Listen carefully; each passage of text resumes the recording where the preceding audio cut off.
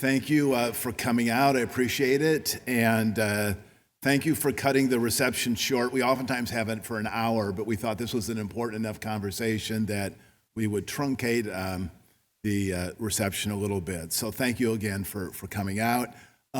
Very important topic, of course, the future of higher education in Illinois. We're calling it dollars, demographics, and technology. So thanks so much for coming, and a special thanks to, I'm going to be introducing the panel in a second, but Ralph Martire, who's a co-host with the Center for Tax and Budget Accountability. They do great work. Marlise is there, as well as Elaine, so thank you. They've been great to work with. I'm going to introduce our guests in just a second, but I wanted to just make a confession. I was going through my files the other day, and I came across an article that I had printed out a couple years ago, but I had not read. And I decided to read it, but I read it with some trepidation because it said, "How Not to Run a Panel." And it was by an author at The Atlantic. So I'm thinking, oh my gosh, what have I been doing wrong for the last 8 years?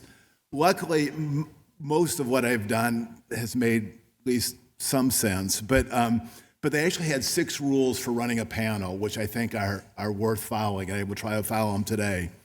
The first one, it says, don't have more than 4 people on stage. That worked out well. Second, keep the introductions to a minimum. We'll do that, I promise. Dispense with opening statements. I promise we'll do that. Moderators should be the audience's advocate. I'll do that. It says, cut off the cranks.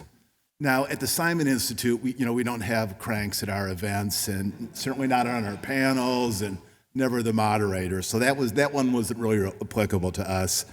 And then it says pick panelists who don't agree on everything. And so I think the 4 of us, the 3 panelists and myself as moderator, I suspect there's broad areas of agreement, but there are also some things that there will not be total agreement. And I think that will be good because it'll be interesting to get some of these really important issues to the fore. So, and I will say in terms of the conversation, I envision a wide-ranging conversation, but I hope it's not so wide-ranging, it's diffuse, and it's like, oh my gosh, what are we talking about? I envision like 3 or 4 particular topics that we will drill down on. First, I'd like us to talk briefly about just the overall political and cultural moment that higher ed is involved in. That obviously shapes the context. Secondly, I'd like to look at just the economics of higher education in Illinois. It's a huge driver of what's going on. We'd like to also spend a little time talking about demographics, huge in terms of the future of Illinois, talk a bit about technology, both online learning and AI, and then spend a little time talking about just solutions in the way ahead. Ralph and his colleagues have been working on some legislation that is in play in Springfield. And this might be a good time to say that Carol Amons, a representative from Champaign, had hoped to be with us. She recently had knee surgery and has been urged not to travel for a while. So she was here. She was very gracious in being here last fall for our Renewing Illinois Summit and gave really an important presentation. So I'm going to join my colleagues over here, give brief introductions, and then we will jump into it. So thank you.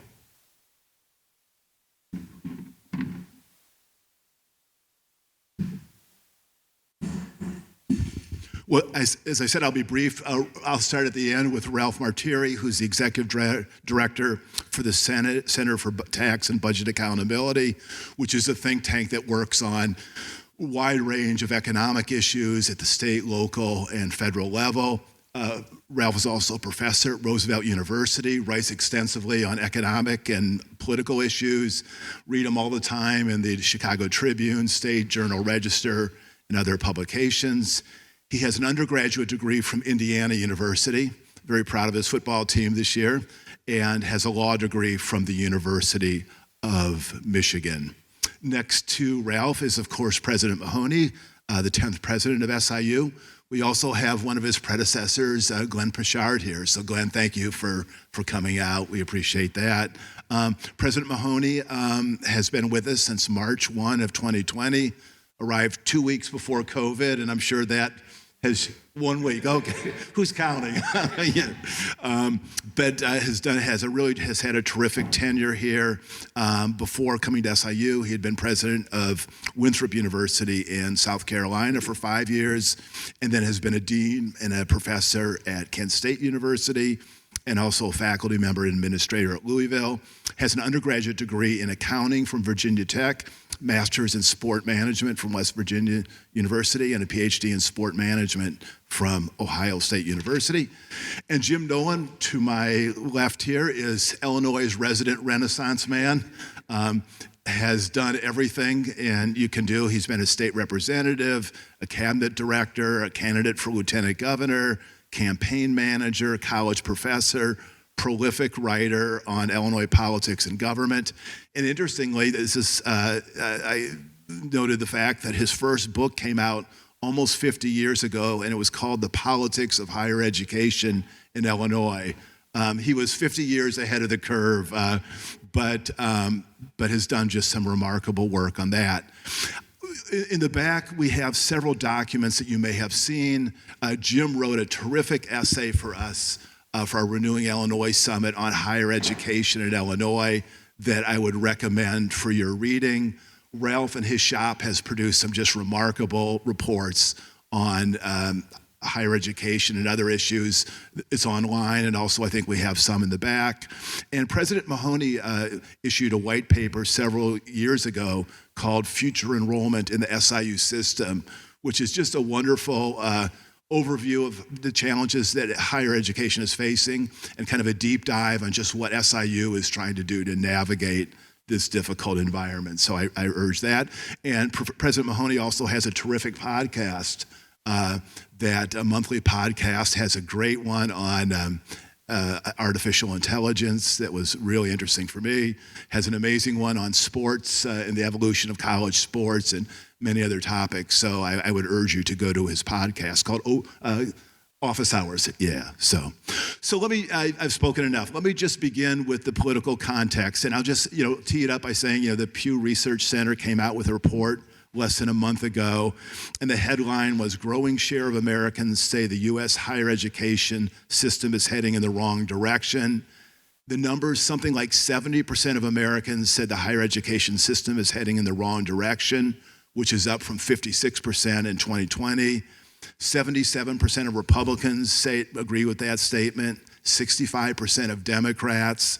80% of the respondents said higher ed is doing a fair or poor job at keeping tuition costs affordable, and it's also critical in some other elements. So, Jim, starting with you, what is the big picture? I know you've written about the evolution of the higher education system, particularly since World War II, but how do you see this moment now? Is this a sort of a steady erosion of public support of higher ed? Is this a kind of a blip that maybe will recede? How do you see that? I think first we need to go back briefly to the golden age of higher education in Illinois and across the country. From post-war World War II to about 2000, higher education was revered by the American public. The bachelor's degree was seen as a ticket to success. And the liberal arts were highly regarded. It was a growth enterprise from the end of World War II up until about 2000. So that, I think, is important to those of us who are a part of higher education, because it's hard to break out of that frame of mind about growth and how much we're appreciated, and now less so. I tend to think the attitudes toward higher education may be a blip, because you cannot get away from the fundamental importance of higher education and research, such as the Research One universities here at SIU and the U of I, are central to the future of the United States. So I sense that maybe the campuses did become a little too politically correct over recent decades, and there has been the reaction to that maybe plays into attitudes toward higher education. The public wants low cost, quality, convenience, and transparency. And those are challenges for higher education. But if we focus on those, I think public attitudes will once again become very strongly supportive. But it's going to take several years, I think. Yeah, and it's hard to say what direction it will go, although I think it's always important to point out higher education is not unique in some of those changes. Any institution, Congress's approval rating is at record lows. Media's approval rating and confidence in media is at a record low. This has gone across almost everything. I think we have a lack of faith in all institutions to some extent, and that's been part of that trend. Whether that will reverse will also affect, I think, what happens with higher ed. I will say what's interesting, that I know the Pew study, but there's several other studies that actually show increasing support for higher education. Something about getting hammered from the federal government has actually made us vastly more popular. An unexpected outcome from that. So we've seen some of them that have actually moved back in a different direction. So it does suggest if we do some of the right things. And I think there's also, and we'll probably get into this, a lot of misinformation behind some of those concerns and criticisms. And I'll just take even the cost of higher ed, and we'll talk more about that later. But one of the things we've had trouble communicating is how inexpensive it can be to go to college in a variety of different ways. Even at here, we have the Saluki commitment, where if you're a family making an income under $103,000, you come tuition free. We've had that for several years. It's hard to get that message out. Some of our employees don't know that that exists, which gives you some sense of how hard it is to get that message out about the things that can make college significantly more affordable. Yeah, my thoughts go into two different directions here. I think higher ed is under assault both politically and financially, and from the federal level all the way down to the state level. So I find that really problematic when I just dig through the data, and the data tells me about the importance of higher ed and actually the very good job it's done. So let's just talk about the importance of higher ed from an economic standpoint. If I read one more article in a newspaper that, you know, the value of a higher education just doesn't exist anymore, my head might explode. Here are the numbers. In 1979, someone with a BA earned 38% more than a high school grad. Today, 85% more. The Federal Reserve just did a study, a very recent study, that looked at the median earnings for folks in the 22 to 27-year-old cohort, your workers that are really starting to get their legs in the market. Median income for someone in that area of age that has a BA is $52,000 a year. High school diploma, $30,000. That $22,000 differential is the greatest differential ever, the Federal Reserve noted. So there's such a value in gaining this credential, and yet it's under assault. I mean, at the federal level, you have attempts by the president's administration to rein in certain initiatives that have been done by higher ed on DEI, all those other things, and I get the concern about being maybe too woke. But some of these initiatives, when you look at the numbers, there have been statistically meaningful underrepresentations of certain types of students. You could look at rural, you could look at African American, you could look at Latino, you could look at low income. They have their attendance and graduation rate is statistically below where it should be. And so creating initiatives to allow access to get more of these underrepresented student populations in is probably a good thing, but all the funding and all the support for that from the federal level has been cut. And in fact, Pell Grants to low-income students to facilitate their attendance have been cut by $300 million. You know what that's going to mean in Illinois? We've run some numbers at the center. 48,700 Illinois students are going to lose all their funding from Pell Grants. Another 106,000 will lose a significant amount of funding. Not all of it, but a significant amount. Well, that really impacts their ability to stay at university and gain that credential. So I think it's really time for some of the facts about the value of higher education to be more readily available to folks so they understand our public universities, our community colleges. These are real engines that help create access to opportunity for people across the income spectrum and across the state and nation. And we need to understand their value and make sure that we are not denigrating them for some political reason that may not be entirely based on facts. Well, let's kind of zero in on Illinois. And Jim, in your paper for the students, you just gave a kind of a really nice little snapshot of just, so what does higher education in Illinois look like? There's 12 public universities, 48 community college campuses, 111 private nonprofit colleges and universities, 11 for-profit colleges, and 20 out-of-state schools that offer programs in Illinois. So that's just sort of the universe. And I think we're primarily interested in this discussion on the 12 publics because those are the ones that are facing real challenges. And maybe, Jim, you had to pick that up. And particularly, what is your big picture view? I mean, you've talked about the golden age, but for the last 25 years, I mean, this has been a tough quarter century for higher education in terms of just the funding levels when the inflation adjustments are made. Yeah, we're devoting less in real dollars than we did in 2000, significantly less. The numbers of students has declined significantly, which is of grave concern to many of the institutions. And we're heading toward a cliff in which the number of high school graduates will decline significantly, and fewer of those high school graduates are going to four-year college, and half of the high school graduates coming out of Illinois high schools who go on to college are going to college out of state, and fewer of those who come out of high school are going on to college at all. They're going, if at all, on to certification and microcredits and other types of education, which are important.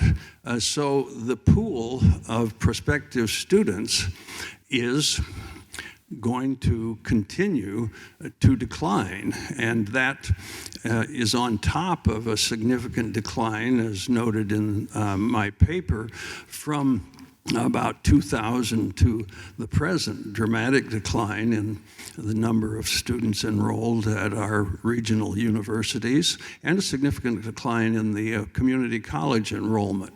So the environment going forward is very challenging. A smaller pool means underutilized resources, and then the question becomes, how do you allocate resources? And Ralph speaks to that in some legislation that he's working on. And the state of Illinois fiscal picture is not good going forward because functions become squeezed by increasing costs of health care. Medicaid, 3 million Illinoisans are on Medicaid, which is a federal state program, and every other function of state government is wanting more, and it's easy to take it out of higher education because, they have endowments and they have other sources of revenue that Department of Children and Family Services and other agencies don't. So Dan and the leaders in higher education have significant challenges of trying to figure out how to achieve more for a smaller pool of students, and do so, I'm afraid, with significantly constrained resources. Well, President Mahony, I mean, just in terms of, I don't want to get you in trouble with the legislators, but do you get the sense that they appreciate that there has been, that year after year of, say, 1% or 2% increase over time when inflation is working in has resulted in a significantly less resources to higher ed. When we get to Ralph, we'll talk about just his use of the term disinvestment. But as you deal with lawmakers in Springfield, how do they see the broad economic climate as it pertains to higher education? And of course, there's a whole bunch of legislators, so it varies across them. I think in general they do, and they certainly understand that there's been this disinvestment. I think sometimes they don't understand the implications of that disinvestment. So just two examples, I'll get asked every year, how come you have so much deferred maintenance? Well, we built all these buildings in the 1970s and it's now 2025 and you didn't give us any money to support that, and we had all of the financial challenges that Jim talked about. Well, of course there's going to be lots of deferred maintenance. I mean, this is a natural consequence of it. So not always understanding that the consequences of that disinvestment, it comes in multiple different ways. Or even when we get some increase, it's like, well, where were all the new programs you started? It's like, we were trying to backfill the programs that we already have and actually support them better, as opposed to being really able to start a lot of new things with any additional investments. But I also understand, and we were talking about this earlier, as university president, I have to make a lot of hard financial decisions, as do any legislator. It was funny, I was talking with someone and they were talking about, like, in a court case, well, we get it, one side's happy and one side's not with whatever the outcome is. I was like, that's not my life. My life is like 200 people are unhappy and one I might be able to make happy if I'm lucky with the resources I have available. So it's much worse than one's happy and one's unhappy. And legislators deal with the same thing, that there's so many different priorities, talk about healthcare, everything else, that they try to figure out how can they help us, which is why, and I would have said this if she was here as well, I really appreciate Representative Ammons and Senator Lightfoot for pushing for more funding for higher education, because among those 200 priorities, they decided to prioritize this, and that's not nothing. That's something that's significant, and in higher education, we're deeply appreciative of their efforts. Well, Ralph, why don't you've done some amazing work in terms of just the economics of higher education. You put out 2 papers this year. Give us your sense of just the broad backstory for higher education as it operates in the world right now in Illinois. Well, in Illinois, it's really clear and it's not a pretty picture. So today, at the end of this fiscal year, we're currently in fiscal year 2026, the funding level for higher ed after you adjust for inflation will be about $2.3 billion, or 47% less than it was in the year 2000 under Republican Governor Ryan. So that's a pretty substantial disinvestment. I think it's fair to say that. I mean, Jim hinted at that when you were talking a second ago. But I want to tell you what it's meant for universities. This is all public universities. So back in 2003, which is sort of the halcyon year for higher ed funding in the state of Illinois, general fund transfers into higher ed covered 74% of the cost of a student attending a university on average, and tuition and fees only covered about 36%. Because of this huge disinvestment, the most recent numbers flip that, and tuition and fees are covering 65%, and state transfers are only covering 35%. And tuition in Illinois over this sequence has risen by 106%. That is 40 percentage points greater than the increase in the national average in our competing states. So we've seen a dramatic disinvestment that has really strained the resources of our public universities. And so there's no way universities can, and I think they've done a tremendous job, frankly, capping the growth in tuition as well as they can. But they can't do much more without the state getting back to the point where it's making a realistic and substantial investment back into higher ed. And it should do that. And I'm going to talk about a couple of ROIs, a return on investments that the state gets.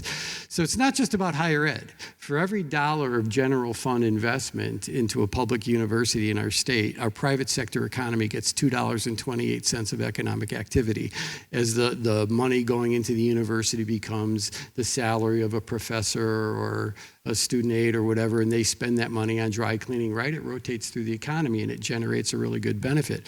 But even the state coffers benefit. For every dollar the state invests in higher education, it gets a state return for the fiscal system of $4.50. And that's based on both increased revenue that the state's going to collect from people graduating university and paying more in taxes than their peers who just graduate high school, and in reduced social costs where the state spends less money on supporting people that have need. So the bottom line is this disinvestment has really been poor public policy, not just poor policy when it comes to the university standpoint. It has resulted in the state having to incur higher social costs, realizing less revenue, and slower economic growth. And so turning that around just means the state has to value reinvesting in higher education to the point where it's willing to put in an adequate amount. We could get into a discussion later about what that means. But I think if you look at the state budget closely, so our general fund budget, that's our main operating budget, was about $54 billion, just under that. So let's call it $54 billion. But literally about $14 billion of that are hard costs the state has to pay, like debt service and pension obligations and whatever. It's not investing in services. Only about $40 billion gets invested in services, and 95 cents out of every dollar goes to one of four things: education, health, social services, and public safety. So to find the additional money to invest appropriately in higher ed, and I think the state should do that, it either needs to readjust its investment in some other areas, and Jim could tell you this is a difficult thing for state legislators to do, or possibly do some smart things on the revenue side of the ledger. Because if you look at Illinois from its overall spending standpoint, it's not just higher ed, although higher ed has been cut more than any other service. But overall general fund spending today in Illinois on all four of those core services collectively is 9% less than it was in the year 2000 after you adjust for inflation. And the reason for that is our revenue system doesn't work in a modern economy. So modernizing our tax policy to actually work in the current economy would go a long way toward creating the capacity the state needs to invest into higher ed. And without that investment, you know, there's really going to be a long road to hoe for universities to hold the line more on tuition than what they've already done. And I think you should look at the programs they've put in place. They have held the line, given this shrinking environment of resources, incredibly well. Jim, I might turn to you on this one, and we certainly do not want to pick higher ed, pitted versus K through 12, but during this comparable time, there has been a real increase in K through 12, hasn't there? I mean, I thought I read in one of your papers it was something like 25% over this period, or? I mean, you would have Yeah, there has been a real increase. It's more like 6 or 7% since the year 2000, and it's only because of that evidence-based model, which required the state, didn't require, but it recommended that the state put in $300 million more every year in a K-12 over and above the prior year, which the state has done every year since that legislation passed in 2017 except one. And literally, if we were having this panel 4 years ago, the K-12 funding level would still be negative. So we've only turned that corner recently. But having a formula in place that says, here's what you target, really has advantaged K-12, and it should have, by the way, but in one key way in budget negotiations. When legislators and the governor get around and they start crafting a budget, they say, all right, what do we have to fund? And they look at their formulas. And say, well, we need to put 300 more into K-12, and here's our Medicaid costs. I mean, they look at the things they know they've got to fund first, and then they look at what's left. There are more schools in a legislator's district than there are universities. I mean, there are just some practical factors at play here. We have to, Ralph's advocacy is absolutely imperative. It must be continued. And yet, if you're the taxpayer, you're looking at Illinois having moved from less than the national average of state and local taxes as a percentage of gross domestic product to higher than the national average. And so the taxpayer is looking at this through a different prism than are we. So it creates a big challenge. We are not going back to the golden age of higher education. We have to figure out strategies for making more effective use of the assets, physical plant, personnel, research that we have as we go forward. So we're going to have to reframe it, and we can get to options maybe a little later on. But it's it's a big challenge. Let me stop there. I'm just going to add in, Jim's exactly right, because he usually is exactly right. He's a very knowledgeable guy, and I've learned a lot from Jim over my years. Tax burden has gone up in Illinois, but we're still a relatively low tax state compared to our neighbors and the rest of the country. And I'll give you the data. And this is straight out of the Federation of Tax Administrators, which just takes, there's no modeling here, right? Publicly available data. Here's total state and local revenues from all sources, taxes and fees.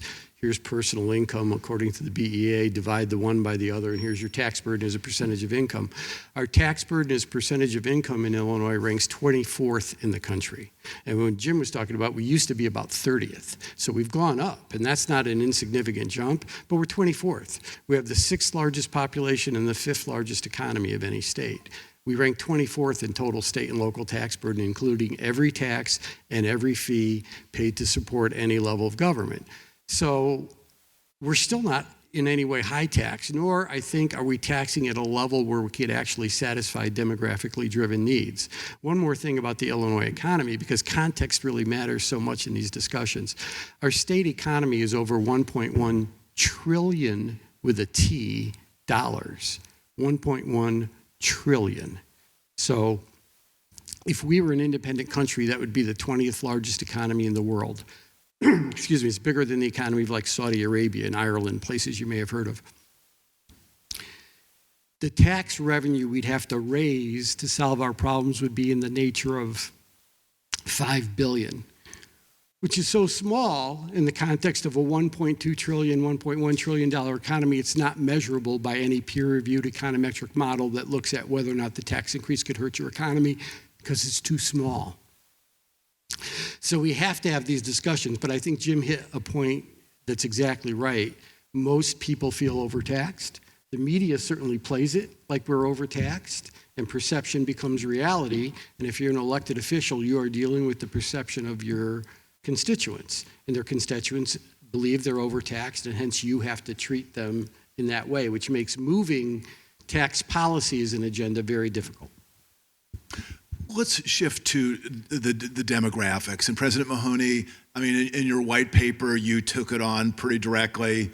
2007 was sort of the peak births, I guess, in the United States. They've declined. And so how does a college president look at the demographics, both in the state and even more broadly, as you shape strategy? Yeah, and it was really, there was still some growth from 2007 to about 2011 nationally.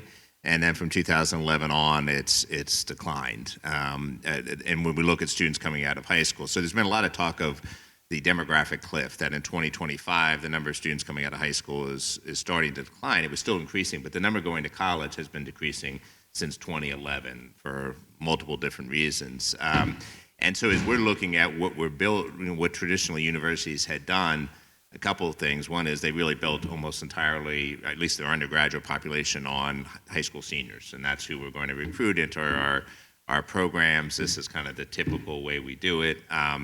You didn't have to be overly aggressive in your enrollment strategies. I told the story. It wasn't until the financial crisis in 2008 was the first conversation I ever had at a university about increasing enrollment. Up until then, it had never been discussed. No one cared. I often tell the story, I doubled the enrollment in my program at Louisville, and nobody cared. Like literally no one said thank you, no one even noticed I think I did it. And I wasn't trying to increase enrollment, I just actually tried to create a better program and more students came. It almost accidentally happened. But that was the environment that we were in where we weren't really focused on it, now we're focused on it. And we know we don't have the demographics at the high school level to do it. So we really need to be focusing on other strategies, one of which is going after more adult learners and those who have some college, have it finished, want to come back for graduate school, or maybe want to come back for certificates or other educational programs that are not a full degree program. And we need to be more focused on that population than we have been in the past to help really our survival. We can't survive, I think, unless we do that. We also have to do a much better job of retaining the students we actually attract here. So it's one thing to get them here as freshmen. If we lose them after a year, the impact of them being here is about 25% or less of what it would have been on the university if they hadn't. So while it's the right thing to do to focus on retention, it's also the fiscally responsible thing to do. And those are just a couple things that I think, again, I went to college back in the day when it was like, look to your right, look to your left, one of you won't be here. And that was said with a source of pride. Now it's like, oh gosh, please, all of you stay. I mean, and we're going to do everything we can to support you to stay. So philosophically, the support we provide for students has I think, changed pretty positively, despite maybe some of the negative things that people perceive. It is much, much better than it was when I was a student. I can even remember being a freshman.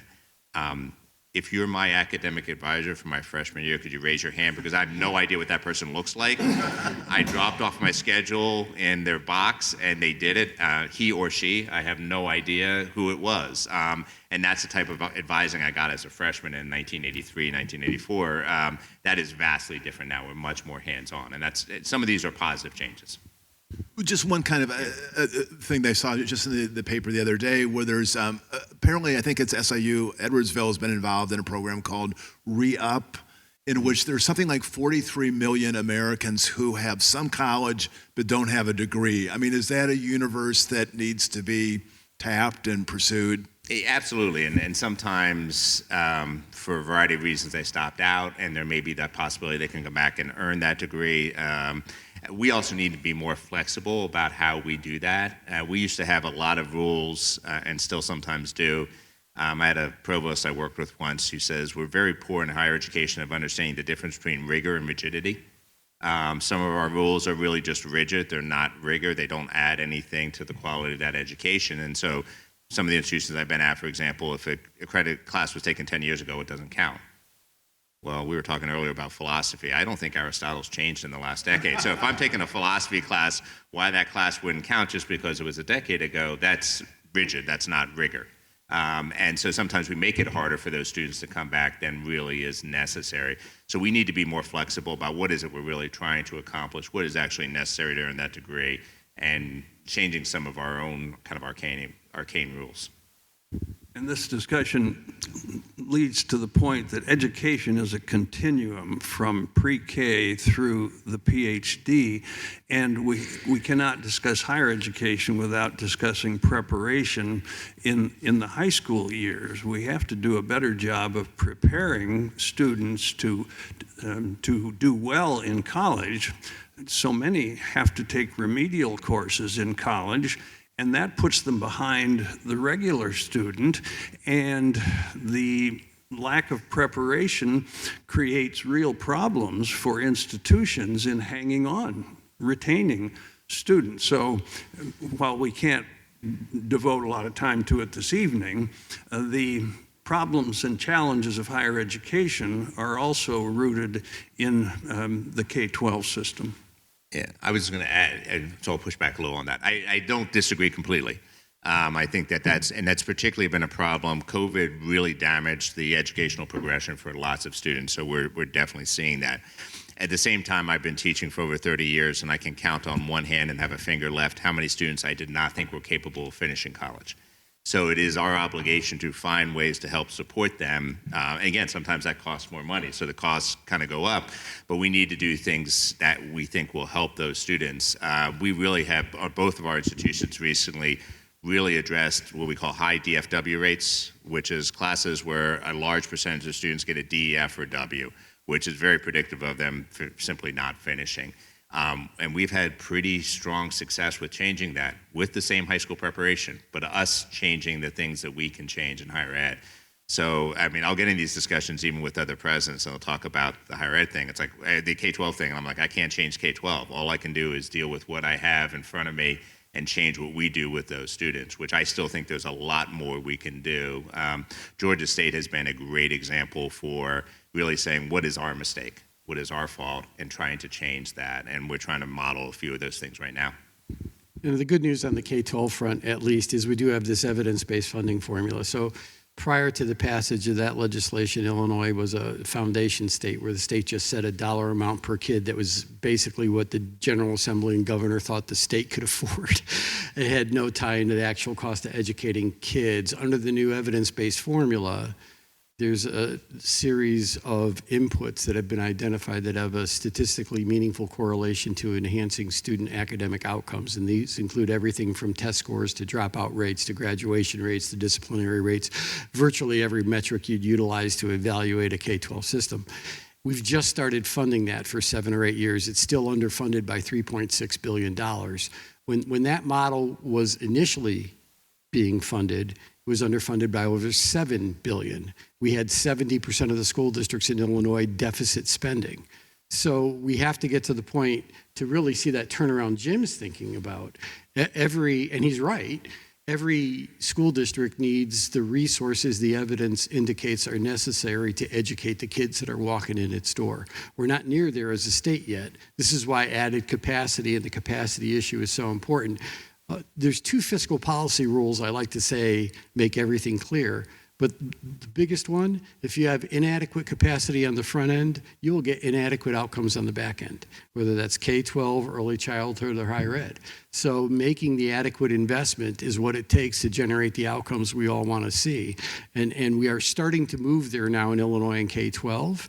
We've made some advances in early childhood. Now it's higher ed's chance to get at that table and be part of a continuum, as Jim Nowlan said, of this education cycle so that we could really invest in our human capital here in Illinois all the way from preschool through graduation of college or grad school.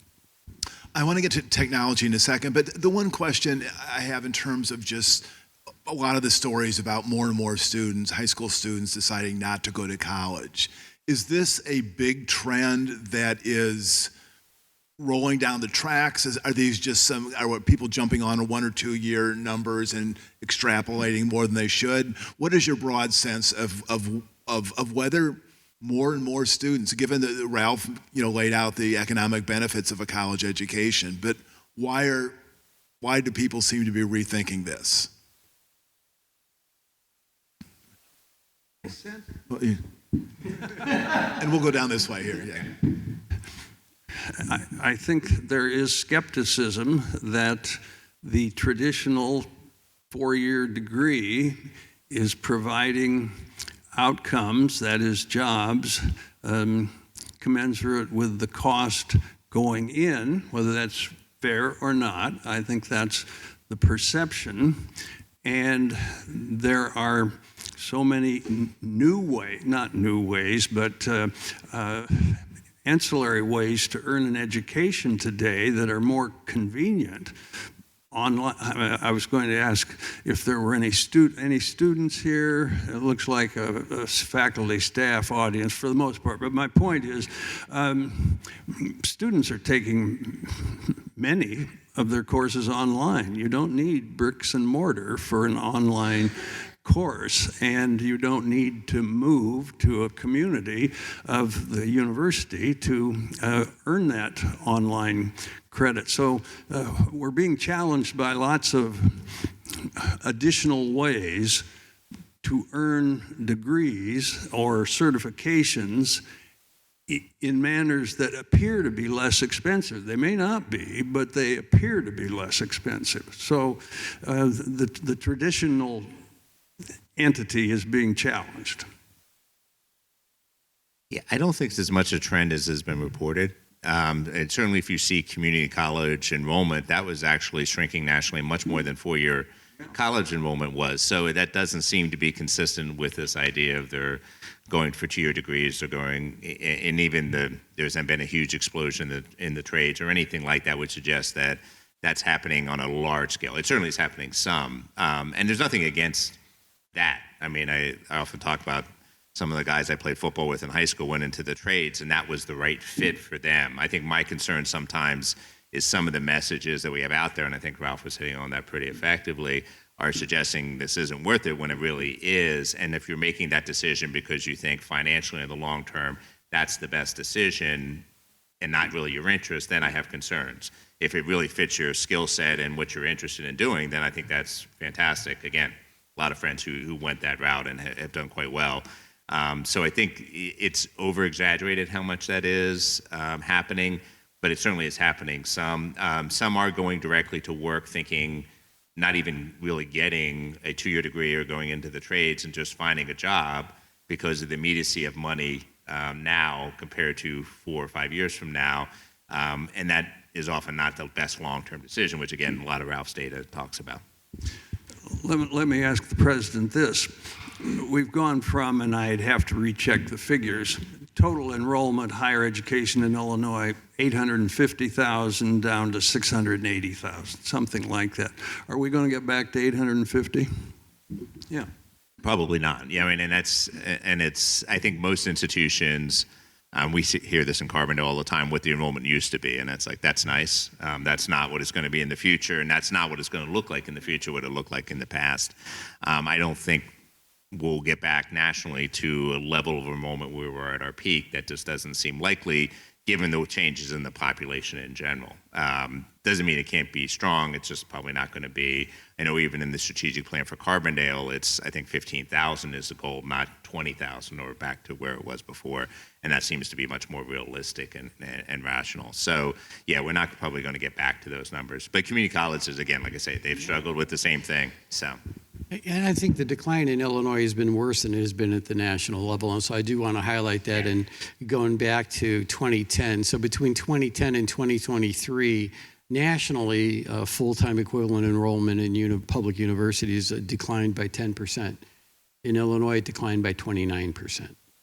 So there's something unique going on in Illinois at the university level. And I think affordability does have a lot to do with it. I think the state's failure to invest in higher ed for these last few decades, which has artificially forced up the price of tuition, has made university very expensive for a lot of families here. And I could just go by income level. If you happen to live in the earnings level that's the bottom quintile, the bottom 20% in Illinois, the average cost of 1 year at a public university in our state would consume 92% of your income. So they're not coming. They're not coming without MAP grant or Pell Grant support. Well, Pell Grants are being cut by the feds. MAP grants now only cover about 44% of the cost of a student attending a public university on average. 20 years ago, it covered 66%. So the disinvestment in MAP, you see this consistent disinvestment of state general fund dollars into various aspects of higher education, literally, I think, leading to and driving a lot of what we see on the enrollment side, because universities have to make up that revenue somewhere. And I think they've done a great job holding the line on tuition, but tuition has to be the fallback if they can't get the revenue anywhere else. So really getting the state's investment correct will go a long way to countering, if not completely reversing, some of these negative trends you've highlighted. Yeah, but Ralph, I mean, the practical matter is you're competing with your evidence-based formula with our needs in higher education, because all dollars compete with one another, and I'm not faulting you for that. It's just a challenge for us to take your advocacy and make it a fact within the context of the pressures for spending. DCFS has been under a federal court decree to do better for 30 years. And it's hard to do that job well, and it takes lots more money than we're spending in behalf of DCFS. And so that's part of the challenge we face. Yeah, which is why I try to get to the capacity issue, right? And try to get an honest discussion about capacity and tax policy rather than one that's rooted in rhetoric and ideology, because that won't get us anywhere. But if you focus on the reality that, yes, if you look historically at the fiscal problems that have plagued Illinois, they are traced to tax policy that doesn't grow revenue with inflation over time in the modern economy. Your costs at a minimum will grow with inflation over time. And so that mismatch between the state's revenue growth and its service cost growth has created the structural imbalance that has led to some really poor policy decisions, because a lot of elected officials don't like to deal with tax policy. You may not know this. It's not a popular thing to deal with politically. Tax is one of 2 3-letter words in the English language ending in X that gets everyone all excited. And so without having adults in the room that could deal with tax policy honestly, it's difficult. Now, I think there's an opportunity, Jim, this legislative session for some things. We have other issues pressing on the state. You have the city of Chicago and its financial problems. You have transit and its financial problems. And none of these can be solved without some sort of state resolution on the fiscal side that involves more revenue. So maybe we can get a couple of things over the finish line that just makes sense if you believe in the ideology I like to call math, like expanding the sales tax base to include consumer services, the largest segment of our economy. Those kinds of things would go a long way to solving these problems and create the capacity needed to make these investments. And then what's the beauty of that is, if the state makes an adequate investment in higher ed, because of the ROI for the state's fiscal system of $4.50 for every dollar it puts in, it literally gets more revenue down the road and saves costs on social programs. It's a total win for the state's fiscal system. Doesn't pay off tomorrow, but it pays off down the road. Let's shift gears to technology, and then once we finish this segment, we're going to go to you and get some of your questions. I was reading an article in the Chronicle of Higher Education, and it begins this way. It says, online education has moved from the periphery to the center at a blistering pace, forcing institutions to reimagine it as an integral part of their strategy to serve and attract learners. It goes on to say, but doing online and doing online well, as a sector has learned in the past 5 years, are two very different things. Traditional brick and mortar institutions in particular face hard questions like how much money to spend, how much infrastructure to build, how to preserve faculty autonomy while setting standards for quality, and perhaps on an even deeper level, how to retain their identities. So when we talk about, let's talk about online education. And Jim, why don't you just... Well, I think the president would be better on that, and he will chime in here, but most students are taking online courses, and they're taking more of them. I am an old-fashioned guy who believes in the classroom, and so I can only go back to what people want. They want convenience, they want low cost, they want quality. Well, online can give you the first two. It doesn't necessarily give you the first two. It's obviously here to stay, and it's probably going to expand, and universities like this one are working hard to expand it as one dimension of the role of the university. So I'll turn to Dan. And also, President Mahony, I think you've taught 7 classes online, if I understand. And so talk about maybe just the broader institutional challenge and also your own experience.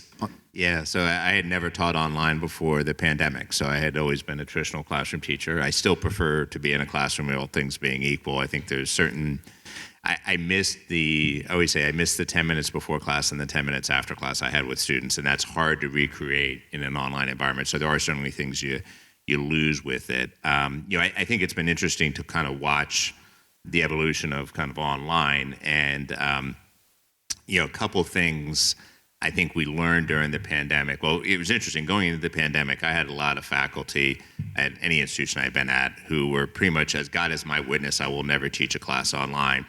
And then the pandemic hit, and as God is my witness, I will never walk into another classroom again. It changed so radically, but it actually kind of took down that resistance. And I wasn't that firm on it, but I wasn't that excited about teaching online before I did it. Makes it too easy for faculty. What's that?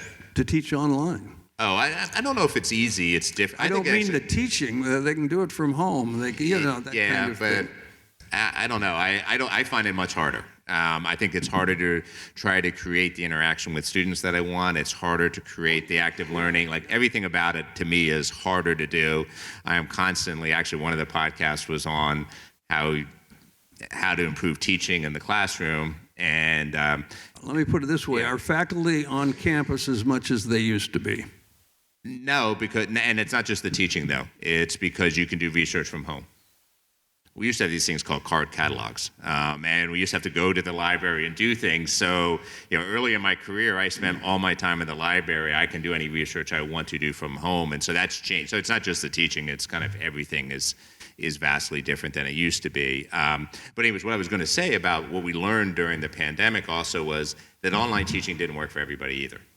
I have a niece who did great until they had to go online, and then she struggled, and then they sent everybody home for Thanksgiving that fall of 20, and she struggled after that. She did not do well in that environment, and we find that's true, that different students are different. Some do well with the online, some do well with and there's synchronous and asynchronous online, so that can be different.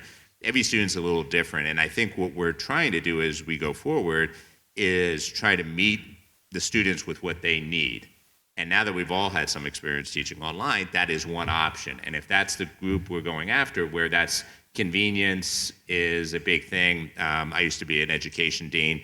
To expect a teacher to drive 30 minutes to our campus after teaching all day and take a class is very unrealistic. An online program is going to work better. Then we kind of do that program for them, where for somebody else, the classroom experience may still be what they prefer and what they want. So I always think about I can't remember, I'm probably getting this wrong, was the old thing with the Model T, you can have it any color you want as long as it's black.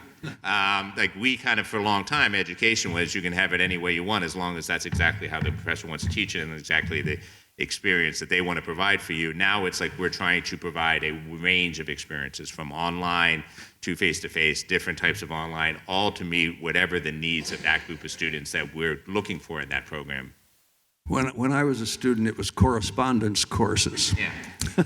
And you'd take the correspondence course home with you in the summer and never open it.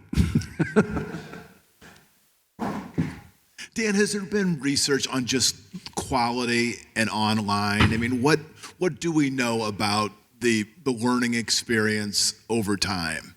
Yeah, I don't know if there's been a lot of great research, at least not that I've read on it as a general, but part of it is it's different because all of us are different who are teaching those online classes. And some of us are really well trained, and some are not trained at all and are just thrown into an online class and have to figure it out. And so because of that variability, we see variability, I think, in the results. But I will say one of the challenges I always talk about with higher ed is none of us were trained to teach in a classroom either. And so, I used to have faculty when I was a dean who said, I'm really concerned about the quality of the online classes. I was like, and you're sure the face-to-face classes all of high quality? I mean, what gives you that impression? And so that's one of the things we need to do a better job of, regardless of the delivery mode, is doing a better job of working with faculty to develop them into highly effective teachers, which again I talked about earlier with the DFW. Some of that has been involved faculty training and actually working with them on what they can do in a classroom to make it a better experience for students, whether that's online or face-to-face. So I think one of the things with online is, unfortunately during the pandemic, we all got thrown into it, and some turned out to be really, really great at it. Others struggled with it. I think we need to be doing more and more training with people so the faculty do feel more comfortable. My online class this semester is radically different than the one I taught 5 years ago. And it's because I've talked to a lot of people, I've gotten some good advice, and I've changed some of the things I do. Ralph, do you have any thoughts on this realm? I think President Mahony hit a lot of the big points that I would have liked to make. I mean, it really impacts the student's experience, I think, tremendously. So I teach mainly at the grad level and seminar-style classes. And one thing I always try to do is be less of a sage on the stage and more of a moderator in the class to stimulate lateral thought and critical thinking and have the students really take ownership over the content and discuss it and argue it. Much harder to do that when you have both Zoomers and Roomers in the class, right? Because you have this breakdown. And one thing that's really good to do in this kind of environment is a joint project between students where they have to present together. And I don't let them pick their partner because you've got to work with people you don't like in the private sector all the time. I pick their partner. I draw them out of the hat, actually. But the bottom line is that's far more difficult when you have one or two students that are online and one or two that are in the class. And you don't create the same sort of chemistry and learning environment for the students. And I have struggled with that. I don't know about you, I've struggled with that as a professor, trying to get better at that. I incorporate more and more discussion board material. There's this thing, we use Blackboard. I don't know which one you use. I hate Blackboard with a passion like you don't know. But it has a discussion board function where I raise questions that they are to debate with each other and respond to each other online. And you have to nudge them to do that. But you try to recreate this classroom environment that you would have when everyone's sitting in the room, and it is a challenge. So I will say, I was just going to add, it's funny, when I first started, I did mostly individual things. I do entirely group projects now. For that reason, I want them to get to learn to work together and build those kind of teamwork skills. Many of them hate it. My daughter used to call me all the time when she was in college. It's like, oh, we got another group project. It's horrible. Mike doesn't do his work. Doris goes too far ahead of us. I was like, welcome to my world. This is exactly what you're going to face. You need to learn to work with a diverse group of people and work through those projects. So I actually do a lot of the group projects now that I didn't do as much. And it does force them to interact outside the classroom, given that the interaction in the classroom it's never quite the same when it's online as it is when it's face-to-face. My one experience, I taught an honors class online during COVID, and we had good students, and it worked out well, but it was hard for me. But there was one snowy day where I got a couple emails asking if it was going to be a snow day. And I'm like, you're at home in your pajamas. You don't worry about the weather. So I wanted to spend just a minute or two on another topic related to this, and then we're going to go to the audience. Obviously, conferences are held on AI and education. I mean, we could spend hours talking about it.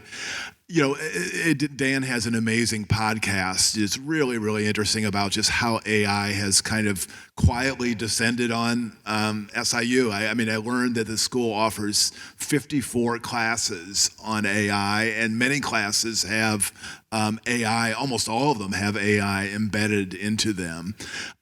You read the Chronicle of Higher Education.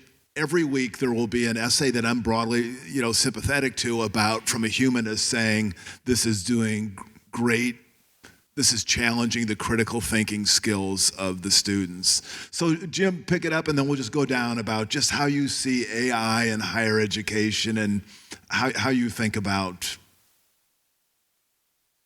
I'm no real student of this. I think it will continue it will add to the process of making information available to us immediately. When I was a student at the U of I remember going to the main library where I would sit for 3 hours with the Reader's Guide to Periodical Literature, and if I came up with 3 articles that were useful over 3 hours, I thought I'd had a great evening. Well, now in 3 minutes, I can come up with more than that. And I take, life is about information, and AI is going to provide more information to us and help us solve problems more quickly than we could in the past. So we need to embrace it and at the same time worry about it. But I would again turn to Dan on this topic. Yeah, so AI. I think one of the things, it is there, and we know students are going to use it. We are certainly seeing, again, I had mentioned this earlier with my daughter when she was a junior, which was just about 2 years ago. I asked her, how they're using AI in her classes, and she says, I have 5 classes, they're encouraging me to use it in every single class. And that was a radical change from her freshman year where that really wasn't happening. So you can see that it's not only there, but faculty are, most of them, not all. I've heard from one angry faculty member who we should outlaw it completely and do whatever we can to stop it nationally. So there are people who have that perspective, and I understand that as well. And for that class, for the class that they're teaching, that may be fine to say you can't use it in this class. I think we want to have the flexibility for faculty to decide what works in their class. In my class, what I've really kind of come up with is, it's fine if you use it. In fact, I encourage you to use it, but tell me how you used it, what it gave you, how you changed what it gave you, and why you changed what it gave you. So actually forcing them to think more about what it spits out to you, because as we were talking earlier, sometimes what it spits out isn't right, or it's not what I actually believe. So in one of my projects, you have to come up with your core values and principles that you're basing your whole model on. So they got to be yours. You can't just ask AI for it. Why are these yours? And then the whole project kind of flows from there. So actually, what values did it give you? And one group did that. They said, here's what we got, and here's how we changed it to be what we actually think and what we value. So, trying to get them to actually go that extra step. I think outlawing it, again, depends on the class, but for me, it's like, then I'd rather see how they're utilizing it, and I think it's not bad that they learn to use it. We have staff that use it a lot. Some of my best staff use it for a lot of different things, and it's made them more efficient in what they're doing. But again, you have to be very careful. We were talking about this earlier. Depending on how you ask it something, it can give you exactly the wrong answers. And I did that. Sometimes I do things on myself just because I know my real life story. And I did it once and used the wrong word, and I ended up graduating from Stanford was my bachelor's degree. Arizona State was my master's. We were joking earlier, it was like an Oliver Stone version of me. It was kind of loosely based on me. It was a sport management professor, was a university president, but almost everything else was wrong. And just by changing one word on how I asked it. So really reinforcing with students, you've got to make sure you're reviewing what it's giving you and analyzing that. So hoping to build the critical thinking skills by what is it giving me and why is it giving me the wrong answer is also a good question. But it's going to improve rapidly. Oh, yeah. And maybe affect critical thinking skills. That's what worries me. I think we just have to keep thinking about how do we make sure that what we're doing is building those critical thinking skills and even maybe changing how I do my project and so forcing it to make sure that they can't simply ask AI to do everything for it. Ralph, I'm going to do the second, but one thing, President Mahony, in your podcast, you told the story about using AI for things like strategic planning.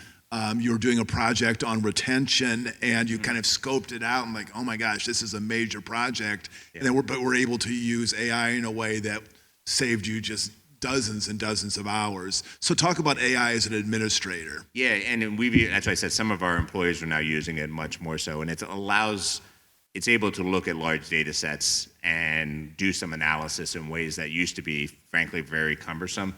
And even some data are in different formats and different systems, and when we try to do that, it becomes almost impossible to do. It's able to do a lot more of those things. So, one of the questions I had back during the pandemic when we had more online classes is, does that affect retention? So if they take one class, does it have impact? 2, 3, 4? Is there a point where if you take too many online classes, you're not engaged on campus and you're less likely to be retained? And frankly, we couldn't analyze it. I think today we could do that type of analysis.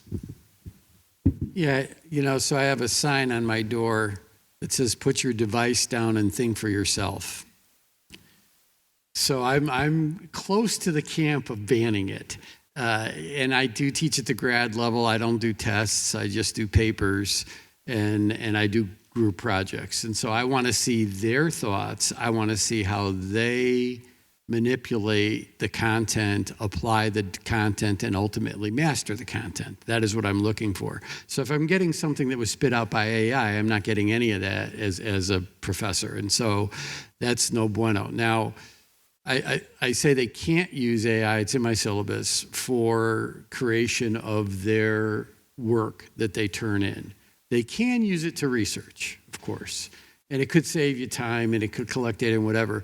But once you're synthesizing the information, that has to be your thoughts. And I could tell if AI wrote the paper or if the student wrote it.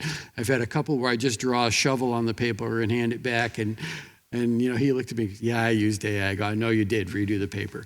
So, you just have to draw a fine line, because I also am very concerned about what it's going to do to their critical thinking and analysis skills. Part of how you grow as a thinker is sorting through data and putting it into context and then manipulating it in a way that's meaningful in your feedback. And a lot of that thought process and critical thinking is lost with AI. One thing in your podcast, Dan, that someone had made this reference that I remember back in the day when I was an undergrad, I would, go to class and take really careful notes and had this big kind of notebook. And then I would spend a couple days just going through all my notes and just outlining and trying to pull things together. And figuring out just what all this meant. But apparently there's an application to AI in which you can basically just put in your class notes and out comes a study guide that structures all of them. That's where the agonizing idea to try to figure out, okay, how the Renaissance, affected the Reformation or whatever. I mean, just all that agonizing is sort of removed from the learning process. Yeah, and I will say, and that can be good or bad, because part of that struggle of putting together my lecture notes in a way I could study actually was half of my study. So I was kind of halfway there, where if AI did it for me, now I've got to study, but our students have to learn to recognize that now means I've got to spend more time going over the study guide that it produced, and making sure it is, like I say, accurate as well. So you're still going to have to study, but it can make that part more efficient. But for me personally, I kind of like putting the notes together because I learned from that process. That helped me think it through in a different way. So again, I think also having that conversation with them about some of those advantages and disadvantages and what you may lose. And I always say we're different learners, and for some people that may be great. For me, I don't think it would have been great. So. Could I ask a question of Dan? We have a university president here. I don't often have this. You mentioned deferred maintenance. Mm-hmm. I'm a legislator. I'm beleaguered. Everybody wants more money from me, and it's going to require a tax increase that the Ralph's going to put on me. And so I'm on the defensive here, and you're asking for maintenance to take care of deferred maintenance problems, and I'm saying, why maintain physical plant that we no longer need? In other words, are university presidents giving any thought to alternative, maybe higher uses of some of the physical plant of our universities? If you were, that would make me feel good about your efforts to be efficient. I remember during World War II, the Army created a 3,000-bed hospital in Galesburg, Illinois. The war ends, lots of kids going to school on the GI Bill. They turn it into the University of Illinois at Galesburg. I'll bet you didn't know there was a University of Illinois at Galesburg. After several years, that need subsided, and so they turned it into Galesburg Research Hospital for 35 years, where path-breaking work was done on schizophrenia and other mental illnesses. Rantools Air Force Base, it's now Hope Meadows, which is intergenerational living for seniors and foster care children. Talk about a higher use, or a high use. Anyway, any thought being given to that? I mean, I'm trying to see what you're suggesting, that we don't need the physical spaces anymore? Or? Well, transform some dormitories into senior living, which is being done. Yeah. No, and something that we have been doing, I think, over the years. So I even think about, particularly in the period I was at Kent State, the transformation of the library that went from a traditional library with books and books everywhere to the second floor became the Math Emporium, where we helped students who were behind in math catch up really quickly. So we transformed that space, and then the Writing Center was on the third floor. So it was a dramatically different library that was getting at this support for students that didn't exist when I was an undergrad. So I think we've done some of that.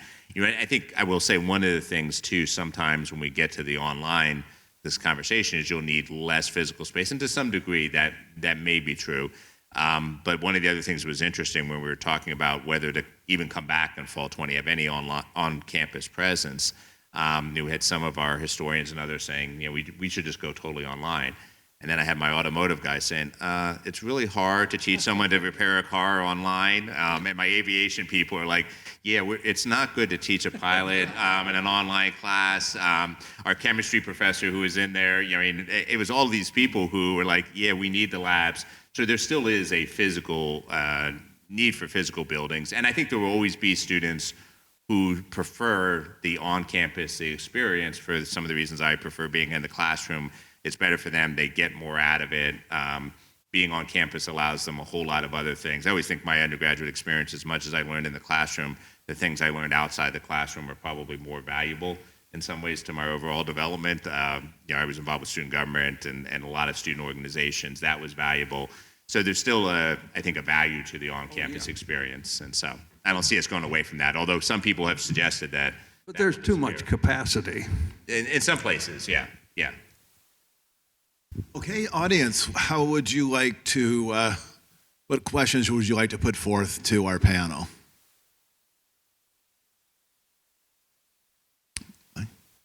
Wait, if you could just for the mic right here. This on? Yep. Good evening, and thank you for being here. For President Mahony, and this is a non-political question. I grew up here, so this is my hometown, so I've watched the whole cycle for SIU. So congratulations on SIU Carbondale being an R1 university now. But my technical questions will be, one, do we have now, or are we going to have a staff technology transfer office here on site in Carbondale to help raise sponsored research funds? It's part of the business I used to be in for technology transfer. Number two, for the system as a whole, we've talked about the number of students who have left the state. They don't come back here. But we still have a fairly significant HB1 visa employment ratio and J1 medical school employment ratio. The phrase is reverse engineering. Can SIU fill that need for technology and medical visas by new graduates? And three, you just mentioned automotive. The automotive and aviation programs have always been a big deal here since I grew up, but the number of students in those programs have not increased dramatically. I don't know, is that a facility limitation limit, or do we need to have some kind of additional fundraising with corporate to increase the size of those colleges to get more students here? Okay. So I don't think we'll have a technology transfer on this campus. We do have one across the system. I think we'll probably continue to do that. The second question. We still have this increase in visas for technology students and medical students. How can SIU expand their graduate numbers, if you will, to try to fill that need that already exists here in this state? Yeah, and that's become more challenging in the last several months. So that, and even with H-1B visas, the talk about $100,000 cost associated with each of those would make that very, very challenging to do at all. Certainly not able to increase it. We certainly would want to increase. My mistake, I wasn't clear. I mean, if there's a reduction in foreign visas, can graduates from SIU then fill those vacancies, if you will, as they open up in the state? Potentially we could do that. Again, it varies across fields too. So, I mean, again, in some disciplines, we have more interest and there's spots available, so we certainly would continue to have those filled. In some, we will just simply lose. We won't have the same number of students in those programs, so it will definitely affect us. And on automotive and aviation, we have increased the enrollment some. There does get to be challenges at some points. You got to make sure, again, if it's aviation flight, you have enough planes that they can train on and all of that. And so we've actually been working on adding additional planes, which would add additional capacity in those programs. So sometimes there is some capacity issues there as well and how much we can increase it. But both those programs have actually seen some increase in the last several years and actually did well. Even when the enrollment overall was going down, those were the programs that were doing quite well. And that's actually one of the other things I talk about in the paper, really is what I call the destination programs, which are the programs that come specifically for that program. And aviation, automotive, mortuary science, which has had a big jump in enrollment here as well. There's programs that just are more unique, and so they actually bring in more students. We do need to find ways to expand the capacity of those programs. That, to me, makes all kinds of sense. John, I have two quick questions.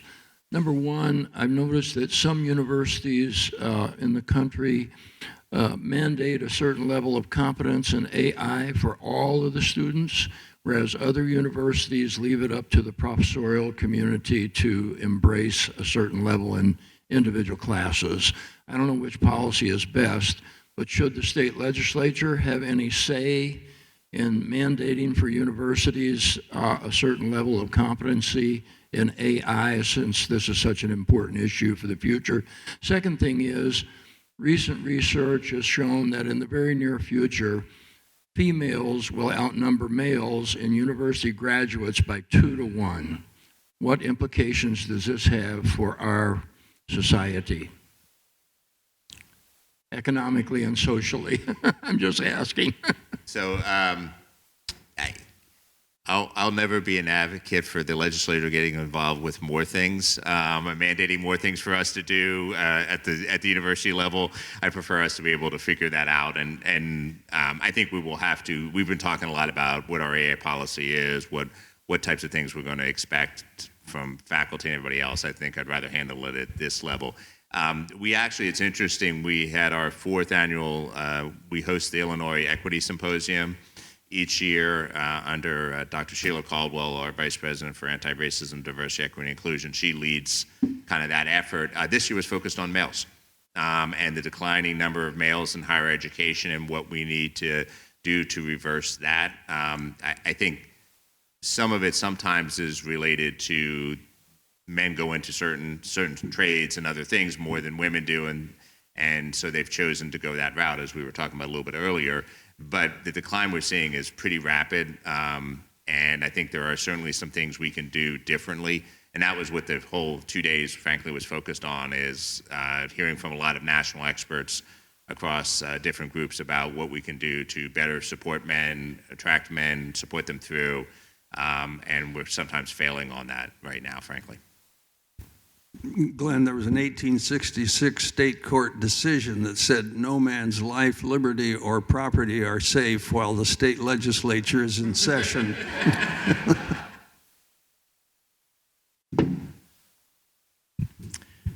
Gentlemen, thank you for your presentations tonight. Certainly very helpful. Of course, as I serve as a K-12 school administrator, look through that lens and would like to start off by saying I'm so proud of Southern Illinois University Carbondale for the tremendous and intentional effort that's gone on over the last few years, very recently, to connect with K-12s in the region.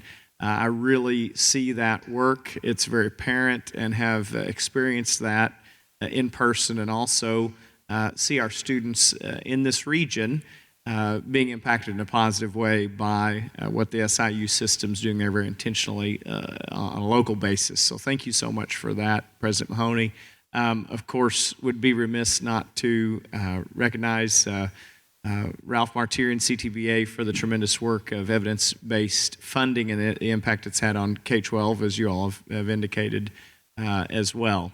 I know that Jim mentioned it earlier, but the competition of funds is always an interesting animal at the state level, competing interests that go on there. And I just wonder what your thoughts might be surrounding how we in K-12 education work more cooperatively with our university partners in terms of advocating for adequate funding for the entire educational spectrum.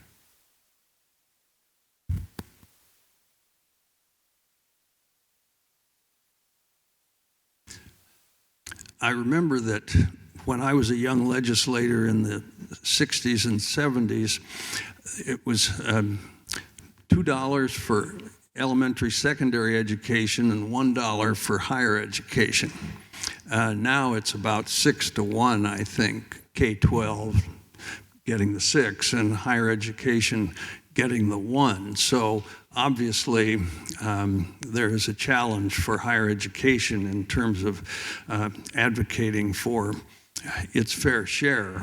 As a practical matter, if Governor Pritzker fails in his presidential bid, he probably will be very supportive of what Ralph is talking about, which is taxation of services, sales on services, and with a 2/3 majority of Democrats in the legislature, that's, if not likely, a good possibility. And that would be an environment with the increased revenue in which to aggressively seek for both elementary, secondary, as well as higher education. So some thought ought to be given to how you make Ralph's advocacy, how you broaden it and deepen it, because he is more than a one. I mean, he is a singular advocate, and there are other advocates, but he's sometimes a lone wolf, and he needs help. The environment may change in a couple of years. Do you think there's something to that, Ralph? Yeah, I think that's right. And you know, I am a lone wolf frequently, but that's why God made alcohol. So, on how you could work collaboratively, I think actually looking at the success of the EBF and tying it to what we want to do with higher ed. So the EBF is an evidence-based approach to funding K-12. And so it ties the money in that taxpayers invest to funding those services, those educational services and inputs, which the evidence indicates work for kids to succeed. We've taken a similar approach with the higher ed formula. It's far more complicated to come up with an adequacy formula for higher ed. They are not akin from a funding standpoint at all.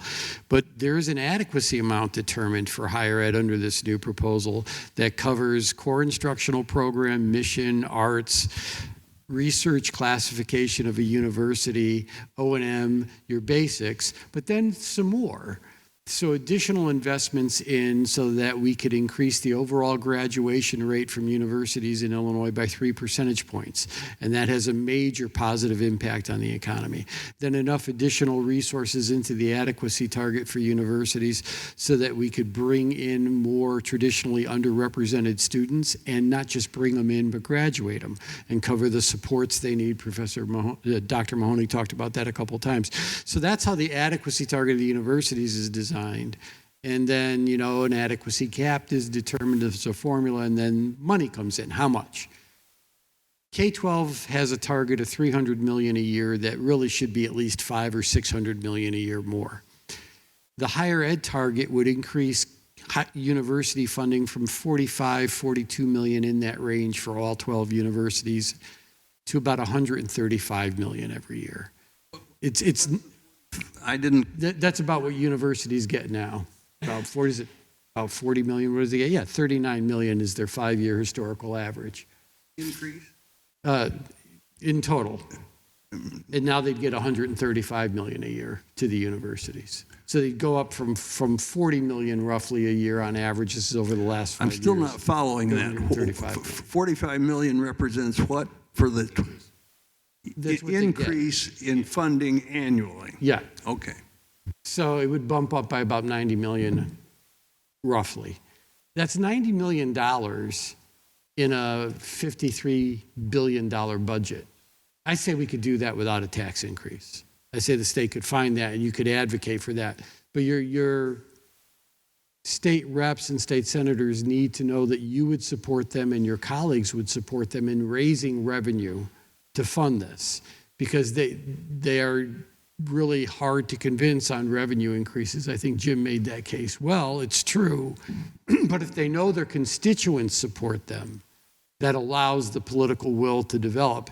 And one thing you could say financially, you know, since the evidence-based funding model has been in place, S&P Global has noted that school districts statewide have gotten twice as many credit upgrades as downgrades.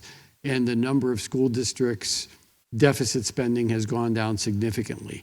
So it's a way to bring stability in, bring up the credit rating of our universities, and create a positive ROI, like I said before, $450 for the state's fiscal system. So every additional dollar they put into the universities, they will get $450 of benefit into their fiscal system over time. So making those arguments, saying you support the formula, you saw how well it worked in K-12, you want to see a similar formula work for higher ed, and that the state would get an ROI, the economy would get an ROI, and you would support them on revenue increases, are messages legislators need to hear. Yeah, I'll just say real quickly, thank you for the compliment on reaching out to the schools. Although that's really the chancellors who've done that, both here and at Edwardsville, and that is part of the change. And I always talk about when I was a student, I never saw a university president in my classroom or in my school building. We were much more aggressive on recruiting than we used to be. I think mutually advocating for increases in education spending. I think Ralph's talked about this several times, but the return on investment for the state is always strong, and we certainly benefit when K-12 is better invested in with the students that come to us. I think also looking for ways we can partner on different things. I still think across the state, not necessarily in one particular district, the access to college credits when they're in high school is very uneven. And I don't think we're going to solve it independently. I think that really needs to be a collaboration of K-12, community colleges, and four-year institutions who all can play some role in that. And I think I've suggested a statewide task force to look at this, and that may need some funding support to actually take it to another level, and that's one we could mutually advocate for. Jim, would you like to have a final word before we close down? Final word? I think higher education needs to appreciate that we won't return to the golden age of the 1950s to 1990s. Doesn't mean there can't be a new kind of golden age, but it won't be that of old. And I think we're going to have to figure out how to convince legislators and governors that we are looking ahead to new mixtures of transmission of education in ways that will be more efficient than at present and make better utilization of capacity at our various institutions, rather than simply, and Ralph is certainly, I think, understanding of what I'm saying and is not simply asking for more money, but we can't simply ask for more money. We have to show that the outcomes of that expenditure, investment, will redound to the state and to the legislators. I think in the past, we just asked for more money, and that won't be good enough in the future. Dan, a final thought, or? Yeah, we've talked about a wide range of things. I do think your point is a good one, that it's going to change. It's going to continue to change. I think for some that's scary. For me, it's always exciting. It's different than the higher education I went to in the 1980s, and 10, 15 years from now, it's going to be different as well. I think we need to be open to what that difference looks like and constantly be evolving. But I think in some ways, we've had to, over the last years, make a lot of changes and constantly evolve. And so I think we're better prepared to deal with the future. I think, again, Ralph's made this point several times, I think part of what I see that investment for is supporting more students to actually finish college and putting more resources towards that. I think that's the thing I would like to focus most of that on, which is why it's an equity-based formula where it really puts the resources to the schools that need it to support those students. Ralph, you've been a great partner in this, so I'll give you the final word. So, State of Illinois Legislature, General Assembly, Governor, you want to see tuitions go down, you want to see graduation rates go up, you want to see a better economy and do a better job of investing in adequacy and equity-based formula for higher ed that puts the money in a thoughtful way, in a predictable way, so that universities could actually generate the outcomes we're asking of them. Put your money where your mouth is. And it's not that expensive on the front end, but the benefits on the back end are statewide and significant. Well, thank you, panelists all. I really appreciate this conversation. We will actually have it on the Institute's website in the next week or so. So please feel free to pass this conversation on to friends and associates. Thanks to all of you for listening and being such a great audience. I know it was a long session, but a lot of topics and a lot of, this is a really consequential sector for the state of Illinois. So thank you all so very much. Thank you.